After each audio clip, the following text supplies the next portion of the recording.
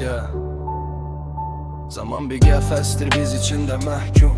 Herkes öz yalanına biraz da məsum. Şəhər öz səsində boğulur bu gecə. Ruhum isə səni axtarır gizlicə. Kimin elini tuttumsa bir buz tapdım. Mən bu həyatı sənin gözlərində tapdım.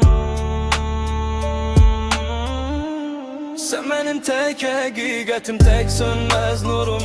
Bu qədər saxtalıq içində tek qururum. Herkes bir gün döner öz gölgesine. Mən isə qaçıram sənin o doğma səsinə. Sen benim son limanım, tek pənahımsan.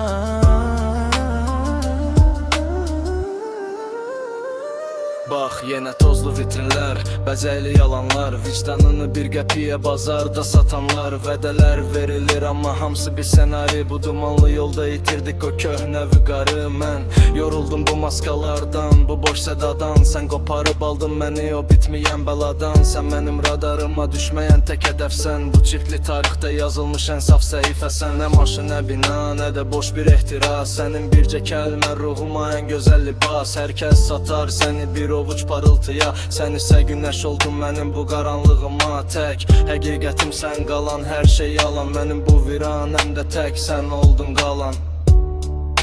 Sən oldun qalan. Fəsillər dəyişər, ömür payız olar. İnsan dediğim bir gün torpağa dolar. Amma bəzi hisslər var ki zamana sığmaz. Sən olan qəlbdə qış gəlsə də dondurmaz. Sən mənim dünyada tək sığınacağım. Ən böyük fırtınalarda tək qalacağım. Sən mənim tək həqiqətim, tək sönməz nurum. Bu qədər saxtalıq içində tək qururum. Hər kəs bir gün dönər öz kölgəsinə. Mən isə qaçıram sənin o doğma səsinə. Sən mənim son limanım.